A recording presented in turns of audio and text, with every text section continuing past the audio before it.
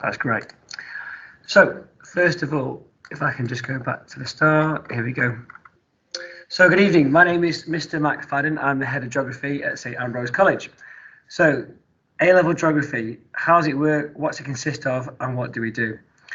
We study the EdXL A-level geography course.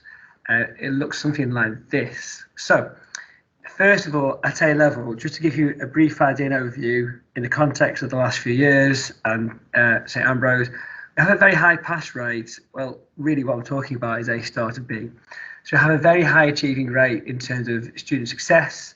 Our course is growing in numbers, so we're a very popular subject at both GCSE and A level geography. And hopefully that trend shows that in terms of statistics, but also in terms of numbers, we've grown from having 8 to 10 students since before I arrived to have healthy sixth form classes of up to 20 students. What will I study? The nitty gritty. I'm going to go into more detail in a minute. I have some breakdowns of each topic and the course, how it runs, but an overview is to give you a good idea. So first of all, there's two main exam papers worth 30% each, physical and human geography. Now, organising the course in this way, the A-level geography, allows us to have a human and a physical geography specialist. And that's part of the deal in terms of geography and your support. So in the first year, in terms of physical geography, your teacher will focus on tectonic processes and coasts.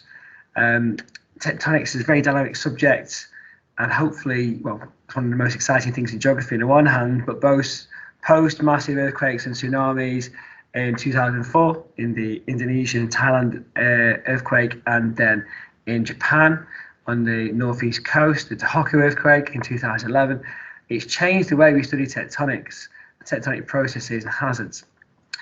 The coastal topic is very varied, very wide.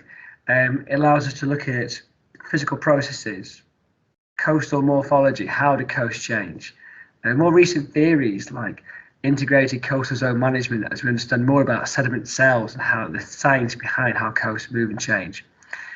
It leads on to more human actions about places and coasts. It's all focused in the UK, so we can actually go out and study this as well in terms of our research. And then coastal management. And that leads on to fieldwork and opportunities later. So I've listed some in here in places we go to, what we're looking for, and in terms of investigations on our residentials.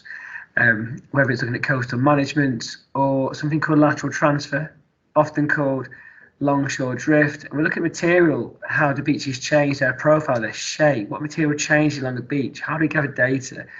All these are independent investigation skills, and that might be something you've heard a bit about at A-level coursework or NEA. And it appears in geography, but it's a higher and a further educational skill. In year two, underline these topics so you can see how the course builds. So you have a human and a physical geography specialist. In year two, physical geography, we go into water and carbon cycles. It's much more science-based in terms of the science behind the geography is much stronger. It's improved. We need to know things in depth. We need to be able to challenge misconceptions. We need to have really well-supported evidence. Then it leads on to the more human geography, which is things about insecurity. So water and energy insecurity are major issues for the planet right now, maybe being discussed in COP26 as we speak. But they're issues in terms of geography because we see how policies have an impact. Physical challenges have an impact on places, and what the future holds, and the good or not so good examples. In the human geography, again, this is where 30% of the course we do about globalization and regeneration. Globalization is an all-encompassing topic. It's how the world's becoming more interconnected through how we live, how we trade, where we travel, how small the world is in terms of communication and connectedness. And we don't need to be reminded about how small the world is living in 2021 post-pandemic. We also do about regeneration. Again, similar to coasts in terms of structure, this is a topic that allows us to be very practical in our investigation, our gathering of data, and finding things out. Now, it's got two elements here, regeneration. It's more focused on urban and rural areas. But within that, we look at people's attachment to place, how it changes, why places need to regenerate, the success of it. And we've all seen places change in our lifetime. How Barnes, where we're based, that the school has changed significantly since 2007, with its redevelopments of the town centre and or small village really, and of the school site. But we're focused on Manchester. It's a very dynamic city, and we look at different places. So I can list places like the Northern Quarter, New Islington and Ancoats. But some of these places might not have had a strong identity 20 years ago, certainly not 30 years ago. Whereas now they're very dynamic parts of our city as it's changed. So we need to look at who's involved, what players and what's changing. That may lead us to look at more local investigations like Altrincham. But then also we need to look at rural changes and challenges. So we've all heard of Cornwall's rise in the last 20 years as a tourist destination again, and its tourism and opportunities and adventure tourism. But so is North Wales. And this post-industrial landscape and change in North Wales allows us to look at what's taking place here as well and combining it with our coastal studies.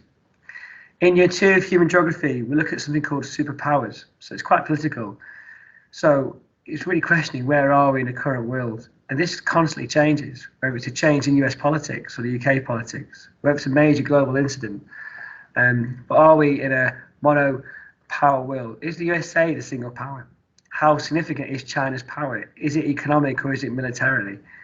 The continued growth and push into the South China Sea as it stretches and challenges the USA fleet to show its superpower status and its more securing of resources in this region of the world and its actions in Africa.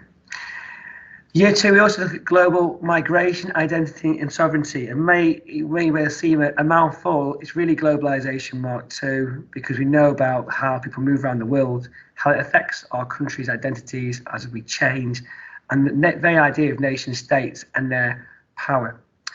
Paper 3 is a decision-making paper. I'm going to show you a bit more in a moment. And the last element is the coursework. Both these topics or parts have 20%. The idea is the course is balanced and it's no longer weighted on just 2 topics or 2 exams.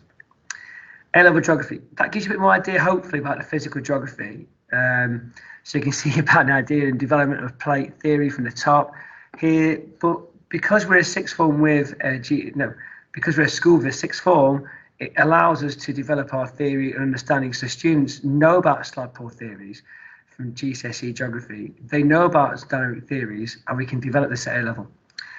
The same with coasts. They have a sound understanding before we go into this topic. So it allows us to look at things like geothermal Hennian circulation to coasts that lead into water and carbon security, how heat is transferred and energy around the world, why these patterns are changing and they're slowing down.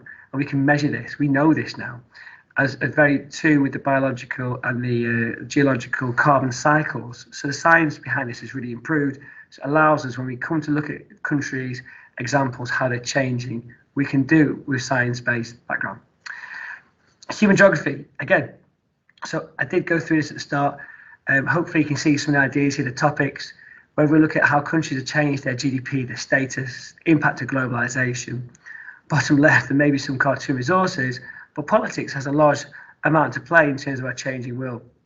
This bar chart at the bottom here is an index of globalization, how we rank and compare places based on different criteria. So globalization can be measured, and in the bottom right shows you, it's called the Gini index, and it shows us a line of perfect equality in a country, how, as with globalization, one of the downsides is, if it's unregulated, and the UK has a similarity to China here, how this line, this curve of unequal distribution of wealth becomes greater. So this is one of the human geography, it's very applied. So paper 3, the synoptic stuff, the thing I didn't mention at the start. This is 20% of the qualification. It's resource-based. So at the end of your exams, and you've done 2 exams already and you're really in depth, this is, if you like, it's not pre-release, but there's reading time in the exam, a good half an hour. The exam takes you through each section, but it's really interesting because this topic focuses on somewhere in the world, and it's got all the human and physical geography mixed in together. So it could be about superpower and politics in the South China Sea and China's expansion. It could be about resource issues in Singapore and Singapore's approach to globalization. And then you have to make decisions later on in the paper, and that's something quite unique in terms of there's not many exams and courses that give you that chance to share your own opinion on what you think in extended writing. How we be assessed. So paper 1 and 2, this is the idea. Hopefully it makes sense now. Sections A and B represent the first year for both human and physical geography. Section C are the year 2 topics. And again, all I want to draw your attention to is there's lots of smaller questions, but we build up to 12 mark assess questions and 20 mark evaluate questions. So there is extended writing at A-level geography, but it is structured and it is focused on particular topics. So coasts and these physical topics here about carbon and water in the physical geography, and about regeneration and this idea of applied globalization in the human geography. Okay, hopefully that gives you an idea about how resourced exams are. And then paper 3 is completely resource based, so students do very well in this because we've got bright boys, you worked hard, you can apply your understanding. The fourth component is it's coursework, and we base it on you gathering data. Now we run normally under normal conditions 4 days of field work, and we're moving back to that in residentials. But it gives you an opportunity to gather things at the coast, data, different types of investigations, 2 investigations minimum, and 2 human investigations in urban and rural areas. The idea is we want you to have a full range of experience in terms of A-level, and then you can make your choice. And you can decide whether you want to use our data or go and apply it to somewhere else and use your own data. But for the experience of where you may take this next in terms of university, or as the experience, we want you to have the full range before you make a decision. So how will you be supported at A-level? A course textbook, so we have this electronically, and then we have these books as well. An email group and a website to support the content and share material electronically. Again, you have a specialised teacher in the human and physical side of the course. We do something called flipped learning. So if your son already comes to the school and does GCSE geography, they'll be familiar with this. It helps to break down revision throughout the course, and it's a really good way to consolidate learning in terms of educational theory. There are regular assessments. I call them midpoint checks, but we're giving your son the chance to do a series of question checks throughout the course to develop their exam technique, check their understanding and application to questions.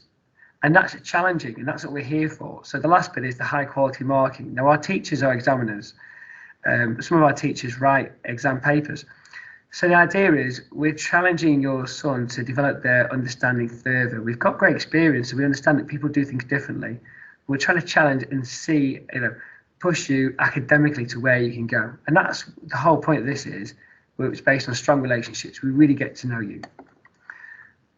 Right, at the end, I've left this very quickly because of time. So graduate attributes in geography.